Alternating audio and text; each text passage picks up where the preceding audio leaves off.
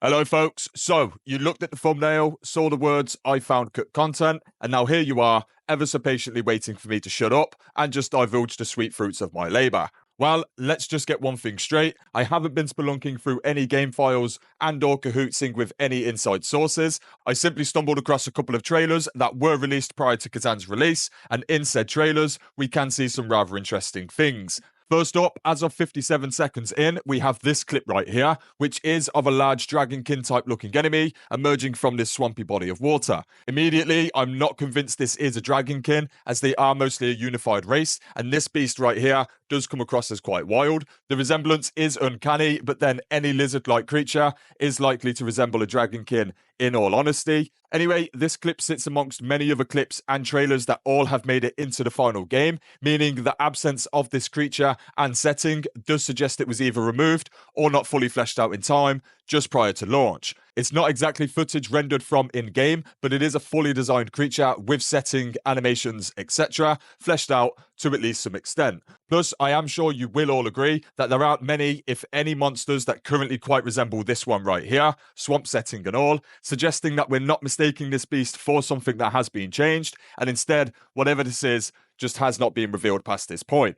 To add to this theory, immediately after this scene, we're greeted with this one right here, which is of a large dragon, surrounded by much smaller dragon-like creatures, in what looks to be some kind of dragon-like lair. Immediately, we can dismiss any scrap designs for his Marder Berserk dragon, as he is very much ingrained into the DNF lore, and already has a design, so we can with some certainty determine that this dragon, the smaller dragons, and the region itself were once again either removed or not fully fleshed out in time, just prior to launch. This would be an interesting discovery, as aside from Hismar, there are no other dragons within Khazan, so this beast cannot be mistaken for anything else that we do currently have, and once again, we do have design, animations, and setting fleshed out to some extent.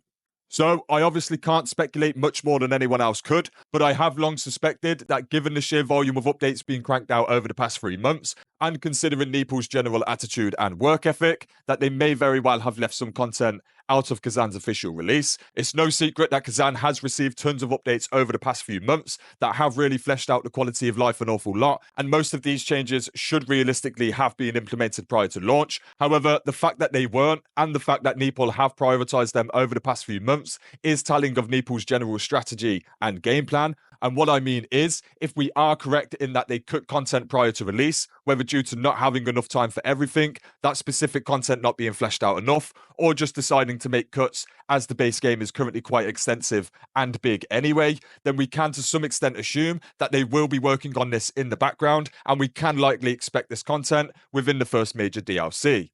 Of course, this is speculation. We're simply taking what we know about Neeple's handling of Khazan so far, mixing that in with what very well could be cut content, and then theorizing that essentially this content was cut for one reason or another, but it will be the foundations on which the first major DLC installment will be built upon. Meaning we may just see our first major DLC installment sooner than typically expected after a game's release. I could be wrong, it is an educated guess at best, but it would be really nice to hopefully one day make the I was right thumbnail and video. Now, just before we wrap up, in a separate video, I did find these few clips of Yatuga prior to some changes that I didn't even know had ever been made. Here, he does have a much less wild and beast-like look, instead resembling something more human or giant-like instead. Now, outside of this just generally being interesting, I bring this up as it's not out of the question for Neeple to have redesigned enemies or bosses along the way, meaning the two previously mentioned beasts may never actually come to the full game. However, Yatuga's design does still stay relatively true to what we received in the full release, and there are no other enemies or bosses within the game that do resemble the two mentioned before. So, make of it what you will, folks. In a sensible world, this content was cut for reasons and will be repurposed for future DLC. However, I do really have nothing to back that up other than what I've presented to you so far. So, as always, we will have to just wait and see. Anyway, that is it for this video, folks. I do have a range of guides and news videos on the channel, so do feel free to stop on by and check things out. Otherwise, thanks for watching, folks, and until next time, peace.